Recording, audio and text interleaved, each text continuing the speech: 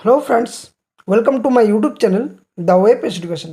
So friends, একটা গুরুত্বপূর্ণ update এবং অনেকেই কিন্তু কমেন্ট করেছিল এই আপডেটটা পাওয়ার জন্য।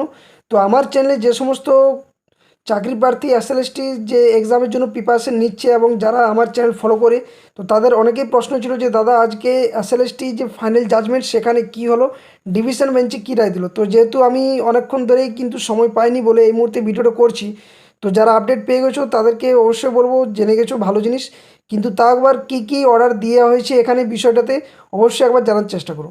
তো মামলার সম্পূর্ণ তথ্য এখানে শেয়ার করব, যেখানে WBSSC 2025 নিয়োগ প্রক্রিয়ায় কী নির্দেশ দেওয়া হয়েছে ডিভিশন বেঞ্চের তরফ থেকে, কোন নিয়ম মেনে এই নিয়োগ প্রক্রিয়া হবে, 2016 নাকি 2025, সকলের জন্য কি বয়সের ছাড় থাকছে, অযোগ্যদের জন্য কি রায় দিল ডিভিশন বেঞ্চ, এবং নতুনদের জন্য খুশির খবর রয়েছে এই ভিডিওর মধ্য দিয়ে। এবং ভিডিওতে এই জন্যই খুশির খবর নতুনদের জন্য রয়েছে, কালকে আমি একটা আপডেট দিয়েছিলাম এসএলএসটির জন্য, গত পরশু আর কি। সেখানে বলেছিলাম যে নতুন করে যে গ্যাজেট প্রকাশ করা হয়েছে এসএসসির তরফ থেকে, সেখানে কিন্তু একটার পর একটা মামলা হয়েছে এবং সেই মামলা নিয়ে কিন্তু দুশ্চিন্তা, এই জন্যই নতুন যারা ছিল তাদের জন্য কিন্তু একটা দুশ্চিন্তা ছিল। এই কারণ যদি গ্যাজেট বাতিল হয়ে যায়, সেখানে যে গত 10 বছর ধরে এসএলএসটি এক্সাম হয়নি রাজ্যে, সেখানে দাঁড়িয়ে যদি এই এক্সাম বা এই গ্যাজেট যদি আরও কোর্ট কেসের মধ্য দিয়ে ফেঁসে যায়, তাহলে কিন্তু যারা নতুন তাদের স্বপ্ন কিন্তু একটা অন্য অন্ধকারের মতো পরিস্থিতি চলে যাবে। তো যাই হোক, সবই কিছু ভালো খবর আছে। তো অবশ্যই ভিডিওর শেষ পর্যন্ত দেখো, সমস্ত তথ্য একদম ডিটেলসভাবে বাংলাতে শেয়ার করা হবে। কী কী আজ আলোচনা হলো ডিভিশন বেঞ্চে কী কী রায় দিল, আদৌ কি এই মান্যতা খারিজ করার পেছনে কতটাই বা যুক্তিযুক্ত রয়েছে, সে সমস্ত বিষয়গুলো কিন্তু জানার চেষ্টা করব। তো চ্যানেল নতুন থাকলে সাবস্ক্রাইব করবে, পাশে থাকা বেল নোটিফিকেশনটি অবশ্যই অন করবে এই ধরনের সমস্ত চাকরির আপডেট নিউজ তথ্য পাওয়ার জন্য। আর যারা ভিডিওটি দেখছেন অবশ্যই বলবো ভিডিওটি লাইক করবেন, বন্ধুদের সাথে শেয়ার করবেন। অনেকেই হয়তো সমবয়সী দেখেন, অনেকেই হয়তো চাকরিরত যারা কর্মচারী যারা যোগ্য ছিলেন আর কি, এই মুহূর্তে চাকরি থেকে যেহেতু অযোগ্য বলে বরখাস্ত করে দেওয়া হয়েছে, যোগ্য থাকলেও সেখানে কিন্তু পরীক্ষা যারা দিচ্ছেন, আগামী দিনের জন্য শুভেচ্ছা। সকলে কিন্তু ভালো করে প্রিপারেশন নেন, এরপর কিন্তু পরীক্ষা হবেই এবং সমস্ত দিক থেকে প্রস্তুতি নিজের 100% দেওয়ার চেষ্টা করুন সকলে, যাতে করে সফলতাটা একটা সঠিক মূল্য পায়। তো যে মূল বিষয় সেখানে আসা যাক, যে আজকে কী কী রায় এলো। তো দেখুন, বিষয়টি যেটা হচ্ছে সেটা হচ্ছে আজকে কলকাতা হাইকোর্টের ডিভিশন বেঞ্চে, যেখানে বিচারপতি সৌমেন সেন এবং বিচারপতি স্মিতা দে দাসের বেঞ্চে কিন্তু এই মামলার শুনানি ছিল এবং এই মামলাগুলো শুনানি হয়েছিল এর আগে সিঙ্গেল বেঞ্চে, এবং সিঙ্গেল বেঞ্চের রায়ে কিন্তু মান্যতা পেয়েছে ডিভিশন বেঞ্চে। আর যার ভিত্তিতে যে সমস্ত মামলাগুলো করা হয়েছিল নতুন গ্যাজেট প্রকাশ নিয়ে বা এসএসসি যে গ্যাজেটের মধ্যে যে সমস্ত ভুল ত্রুটি ছিল, সেগুলো আদৌ যুক্তিযুক্ত ছিল কি না তা নিয়ে আজকে ডিটেলস আলোচনা হয় এবং সমস্ত সিঙ্গেল বেঞ্চের যে মামলা বা যে রায়দান, সেটাই কিন্তু রায়দানটি ডিভিশন বেঞ্চে কিন্তু যোগ্য বলে মনে করেন এবং সেটাই রেখে দেন। এবং যে সমস্ত মামলাগুলো এর আগে করা হয়েছিল গ্যাজেট প্রকাশ নিয়ে, সেগুলো সবই কিন্তু খারিজ করে দেওয়া হয়। তো কী কী বিষয়ে আলোচনা হয়েছে চলুন দেখা যাক ভিডিওর মধ্য দিয়ে। তো একটা লাইক এবং শেয়ার অবশ্যই করবেন, আর চ্যানেল নতুন থাকলে সাবস্ক্রাইব করবেন। তো SSC case big breaking news, সেটা হচ্ছে এসএসসি পরীক্ষা থেকে বাদ দাগি প্রার্থীরা, অর্থাৎ যারা অযোগ্য, বয়স ও নম্বরের নতুন শর্ত দেওয়া হলো এবং একটা চূড়ান্ত রায় কিন্তু এসেছে আজকে কলকাতা হাইকোর্টের ডিভিশন বেঞ্চ থেকে। তো কি বলা হয়েছে না, Kolkata high court Paschimbanga school service কমিশনের অর্থাৎ এসএসসির যে নিয়োগ পরীক্ষা সংক্রান্ত যে একটি গুরুত্বপূর্ণ রায় দিয়েছে, যা পশ্চিমবঙ্গের হাজার হাজার চাকরি প্রার্থীর ভবিষ্যৎ নির্ধারণ করবে। এই রায়ে যারা দাগি অর্থাৎ টেন্টেড অর্থাৎ যারা অযোগ্য, তাদের সেই সমস্ত প্রার্থীদের বাতিল সহ বেশ কিছু নতুন নিয়ম কিন্তু চালু করারও নির্দেশ দেওয়া হয়েছে, যা চাকরি প্রার্থীদের জন্য অত্যন্ত গুরুত্বপূর্ণ এবং জানাটাও কিন্তু জরুরি। তো এই আপডেটটা অবশ্যই আপনারা পেয়ে যাবেন, সমস্ত পিডিএফটা পেয়ে যাবেন দ্য ওয়েব এডুকেশন যে অফিসিয়াল টেলিগ্রাম চ্যানেল রয়েছে এবং অফিসিয়াল ফেসবুক পেজ। তো ভিডিও ডেসক্রিপশন বক্সে কিন্তু আমি লিঙ্ক দিয়ে দেবো, ওখান থেকে অবশ্যই বলবো যে অনুরোধ করে যে অফিসিয়াল যে টেলিগ্রাম চ্যানেল ওখানে যুক্ত হয়ে যাবেন, ওখানে সমস্ত আপডেটগুলো কিন্তু দেওয়া হয়। তো হাইকোর্টের রায়ের মূল বিষয়বস্তু আজকে কী ছিল না, কলকাতা হাইকোর্টের ডিভিশন বেঞ্চ 4টি আপিল মামলা খারিজ করে দিয়েছে আজকে, যা এসএসসি 2025 সালের যে নিয়ম সেই নিয়মের কিন্তু বিরুদ্ধে করা হয়েছিল বলে মনে করা হচ্ছে। এর ফলে রাজ্যের স্কুল সার্ভিস কমিশন ও রাজ্য সরকার একক বেঞ্চের রায়ের বিরুদ্ধে করা যে আপিল, যে মূলত সেটা কিন্তু জয়ী হয়েছে এই মামলা বা শুনানির মধ্য দিয়ে। তবে যারা দাগি অর্থাৎ টেন্টেড প্রার্থী, তাদেরকে কিন্তু বাদ দেওয়ার সিদ্ধান্তটিও কিন্তু বহাল রাখা হয়েছে ডিভিশন বেঞ্চে। অর্থাৎ এটা একটা খুবই গুরুত্বপূর্ণ পদক্ষেপ বলা চলে ডিভিশন বেঞ্চের তরফ থেকে। দেখুন, একটা বিষয় বলে রাখি যে যারা টেন্টেড অর্থাৎ দাগি বা অযোগ্য, তাদের কিন্তু এখনও পর্যন্ত লিস্ট প্রকাশ করা হয়নি। আদৌ কারা ফর্ম ফিল আপ করছে বা করছে না সেটা কিন্তু এখনও পদক্ষেপ নেওয়া হয়নি। তাই এই জন্য এই সিদ্ধান্তটি এখনও পর্যন্ত বহাল রাখা হয়েছে ডিভিশন বেঞ্চের তরফ থেকে। কিন্তু যারা নন টেন্টেড অর্থাৎ যোগ্য প্রার্থী এবং যারা নতুন প্রার্থী, তাদের জন্য এই পরীক্ষার বা এই গ্যাজেট নিয়ে যা কিছু সুযোগ সুবিধা রয়েছে সমস্ত কিছু বা যা নিয়ম ছিল সমস্ত কিছুই বহাল রেখে দিয়েছে বা সিদ্ধান্তকে মান্যতা দিয়েছে আজকে কলকাতা হাইকোর্ট ডিভিশন বেঞ্চ। তো কি বলা হয়েছে না, এখানে যেটা বলা হয়েছে সেটা হচ্ছে এসএসসি চাকরি প্রার্থীর জন্য নতুন নিয়মাবলী। তো যারা দাগি অর্থাৎ টেন্টেড প্রার্থী তাদেরকে কিন্তু বর্জন করতে হবে বলে বলা হয়েছে।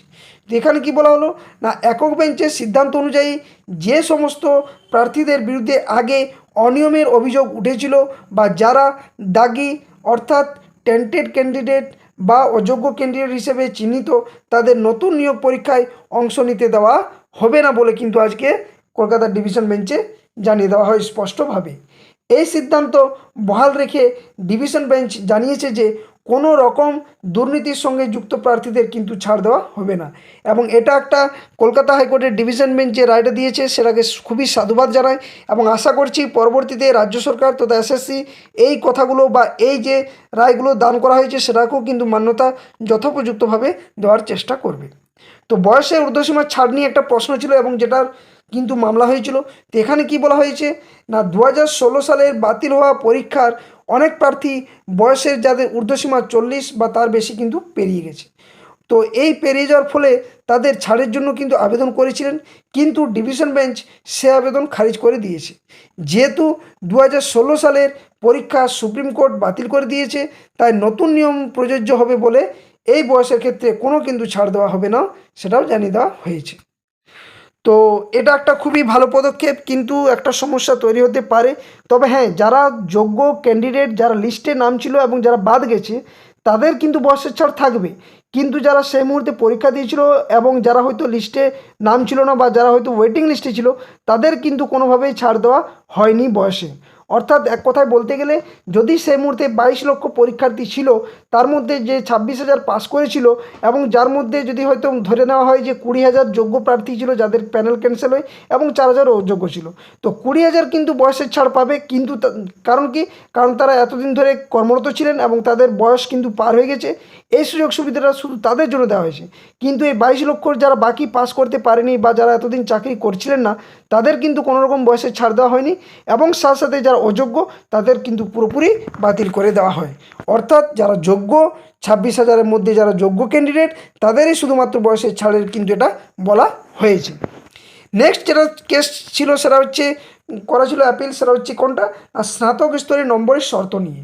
তো স্নাতক স্তরের নম্বরের শর্ত নিয়ে কী বলা হয়েছে না, এসএসসির নতুন নিয়ম অনুযায়ী এখন থেকে নিয়োগ পরীক্ষায় বসার জন্য স্নাতক স্তরে ন্যূনতম 50% নম্বর থাকা বাধ্যতামূলক। এবং এটা কিন্তু এসএসসি সম্পূর্ণভাবে গ্যাজেটে প্রকাশ করে দেওয়া হয়। একদিন হয়তো আমাকে কিছু ক্যান্ডিডেট নিয়ে জিজ্ঞাসাও করেছিলেন যে দাদা এই ব্যাপারে কি 45% থাকলে চলবে নাকি 50%ই থাকতে হবে, অনেকে অনেক রকমভাবে প্রশ্ন করেছে। কিন্তু এখানে আজ স্পষ্টভাবে জানিয়ে দেওয়া হয়েছে ডিভিশন বেঞ্চেও এবং যে গ্যাজেট সেখানেও কিন্তু পরিষ্কারভাবে বলা রয়েছে যে নতুন নিয়োগের যে নিয়ম 2025 যে গ্যাজেট প্রকাশ করা হয়েছে এসএসসির তরফ থেকে, সেখানে স্নাতক স্তরে ন্যূনতম 50% নম্বর থাকা বাধ্যতামূলক। আগে কিন্তু এই শর্তটি ছিল 45%, যেটা এখন আর নেই। কিন্তু হাইকোর্ট এসএসসির নতুন নিয়মকে মান্যতা দিয়েছে, অর্থাৎ এই 50%ই কিন্তু স্নাতক স্তরে থাকতে হবে। তাছাড়া কি বলছে না, শিক্ষকতার অভিজ্ঞতায় যে অতিরিক্ত গুরুত্ব নম্বর নিয়ে কেস। তো এখানে কি বলা হয়েছে না, ডিভিশন বেঞ্চ শিক্ষকতার অভিজ্ঞতার জন্য যে 10% ওয়েটেজ রাখা হয়েছিল, অর্থাৎ যে যাদের হয়তো এক্সপিরিয়েন্স টিচিং এক্সপিরিয়েন্স যতদিনে রয়েছে সেই হিসাবে যে যে টিচিং এক্সপিরিয়েন্সের জন্য যে অভিজ্ঞতা ছাড় যে 10% ছাড়ের কথা, সেটাও কিন্তু নিয়মাবলীটা বহাল রেখেছে, অর্থাৎ মান্যতা দিয়েছে। তো এক্ষেত্রে বোঝা যায় যে যারা হয়তো এই টিচিং এক্সপিরিয়েন্স রয়েছে যাদের বা যারা চাকরিরত বা কর্মরত ছিলেন, তাদের কিন্তু অভিজ্ঞতার ভিত্তিতে যে 10 নম্বর ওয়েটেজ নতুন গ্যাজেটে রাখা হয়েছিল সেটা কিন্তু মান্যতা দিয়েছে আজকের কলকাতা হাইকোর্টের ডিভিশন বেঞ্চ। তো এই নিয়মের বিরুদ্ধে আপত্তি জানানো হয়েছিল, কারণ এটি কিছু প্রার্থীকে অন্যান্য অন্যায্য সুবিধা দিতে কিন্তু পারে বলেও মনে করা হয়েছিল বলে কেস করা হয়েছিল। কিন্তু বিশেষ করে যারা 2016 সালের পরীক্ষায় চাকরি হারিয়েছিলেন, কিন্তু আদালত এই নিয়মটি পরিবর্তন করার প্রয়োজন মনে করেননি বলেই এই রায়দান কিন্তু দেওয়া হয়েছে। তো এবার নেক্সট যেটা রয়েছে সেটা হচ্ছে চাকরি প্রার্থীর জন্য এর অর্থ কী দাঁড়ালো না, এই রায়ে ফলে এসএসসির যে নিয়োগ প্রক্রিয়ায় একটি নতুন কিন্তু অধ্যায়ের সূচনা হলো বলেও মনে করছেন অনেকে। কারণ কি, যে নিয়ম বা যে গ্যাজেট প্রকাশ করা হয়েছে সেখানে আদৌ কতটা স্বচ্ছতার ভিত্তিতে এসএসসি পরবর্তী যে নতুন করে যদি আবারও কোনো দিন এসএলএসটি পরীক্ষা হয় বা এসএসসি পরীক্ষা হয়, সেখানে আদৌ কি পর্ষদ বা সরকার এই মান্যতা রাখবে সেটা নিয়েও কিন্তু একটা প্রশ্নচিহ্ন থাকছে। কারণ যা পরিস্থিতি রাজ্যের শিক্ষার দিক থেকে বা যে যোগ্য অযোগ্যের যে ভিত্তিতে আজ 26,000-এর মধ্যে হয়তো 20,000 যোগ্য ক্যান্ডিডেটদের বলিদান দিতে হলো তাদের চাকরি থেকে, সেটা নিয়েও কিন্তু প্রশ্নচিহ্ন থাকছে। আদৌ কি এ মান্যতা যে ডিভিশন বেঞ্চ দিয়েছে সেটাকে কি সারা জীবন রাখবে, নাকি আরও কিছু নতুন পরিবর্তন আনবে, নাকি আরও কিছু যে দুর্নীতি সে ধরা পড়তে চলেছে। তো চাকরি প্রার্থীদের এখন থেকে আরও সতর্ক থাকতে হবে। কারণ কি, কী জন্য সতর্ক থাকতে হবে এবং নতুন নিয়মাবলী যে সেটা কিন্তু মেনে কিন্তু পরীক্ষা প্রস্তুতি নিতে হবে। যারা দীর্ঘদিন ধরে চাকরির জন্য অপেক্ষা করছেন তাদের জন্য এই রায় কিছুটা হলেও হতাশাজনক হতে পারে। কারণ কি, তাদের কিন্তু এতদিন ধরে যে বয়স, অনেকেরই কিন্তু বিএড করার পর যে বয়স কিন্তু পার হয়ে গেছে, অর্থাৎ তারা আর কিন্তু কোনোভাবেই পরীক্ষা দিতে পারলো না। হয়তো যাদের বয়সে ছাড় দেওয়া হয়নি বা যারা কাস্ট অনুযায়ী যে বয়সের ছাড় সেটা হয়তো পেয়ে যেতে পারে, কিন্তু বিশেষ করে যারা জেনারেল বা ইউআর ক্যাটাগরি বা আনরিজার্ভ ক্যাটাগরি, হয়তো তাদের বয়স কিন্তু আর থাকলো না, হয়তো অনেকেরই 40 পার হয়ে গেছে। তাদের জন্য কিন্তু একটা বলা চলে যে এখানে একটাই বক্তব্য যে কারো হয়তো পৌষ মাস, কারো ক্ষেত্রে হয়তো সর্বনাশ। যাই হোক, নতুনদের জন্য একটা ভালো সুযোগ এবং যারা যোগ্য ক্যান্ডিডেট প্রার্থী যারা চাকরি থেকে এই মুহূর্তে বরখাস্ত হয়ে গেছেন বা প্যানেল বাতিল হয়ে গেছে, তাদেরকে বলবো, অনুরোধ করে যে আপনারা দয়া করে পড়াশোনায় একটু মন দেন এবং আশা করছি নিজের 100% দেওয়ার চেষ্টা করুন। বুঝার কিন্তু অনেকেই অনেক রকম বলতে পারে যে এই মুহূর্তে দাঁড়িয়ে পরীক্ষা দেওয়া যায় না, কিন্তু কোনো করার নেই। ভাগ্যের যে পরিহাস একটা কিন্তু রাজ্য সরকারের যে দেখা দিয়েছে বা রাজ্য সরকার যেটা করেছে যোগ্যদের সাথে, সেটা কিন্তু সত্যি একটা খুবই খারাপ বিষয়। যে রাজ্যে শিক্ষকতার চাকরির জন্য দীর্ঘদিন ধরে অপেক্ষা করতে হয় এবং সেই চাকরিতে কর্মরত থাকা সত্ত্বেও চাকরি যে হারাতে হচ্ছে, এর থেকে আর বেদনাদায়ক বা দুঃখজনক ঘটনা কিন্তু কোনোই হতে পারে না। তো নতুনদের জন্য অবশ্যই সাধুবাদ যে তাদের ওয়েলকাম, যে এসএসসির তরফ থেকে একটা যে পরীক্ষা, আজ হয়তো এই প্যানেল বাতিল না হলে রাজ্য সরকার এই পরীক্ষার যে প্রক্রিয়া সেটাও হয়তো না জানি শুরু করতো না, একটা দশক কেন দুটা দশক না জানি পার করে দিত। কারণ রাজ্যের যা পরিস্থিতি শিক্ষার দিক থেকে, তাতে করে নতুনদের জন্য আর সুযোগ পাওয়াটা খুবই মুশকিল ছিল।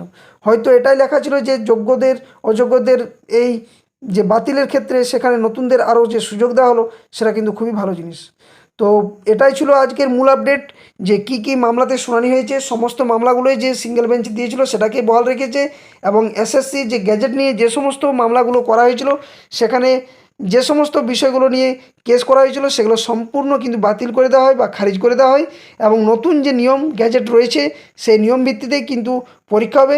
শুধুমাত্র অযোগ্যদের যে বাদ দেওয়া বা দাগি বা যারা টেন্টেড ক্যান্ডিডেট, তাদের সম্পূর্ণভাবে বাতিল করার কিন্তু নির্দেশ দেওয়া হয়েছে কলকাতা হাইকোর্টের ডিভিশন বেঞ্চে। তো মূল ভিডিওর আপডেট এটাই ছিল তোমাদের সামনে বা আপনাদের সামনে।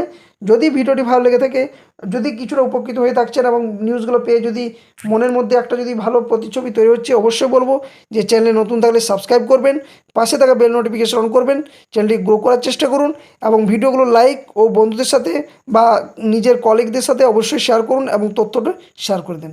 তো এটাই ছিল আপডেট। ধন্যবাদ। জয় হিন্দ। সকলে সুস্থ থাকুন, ভালো থাকুন।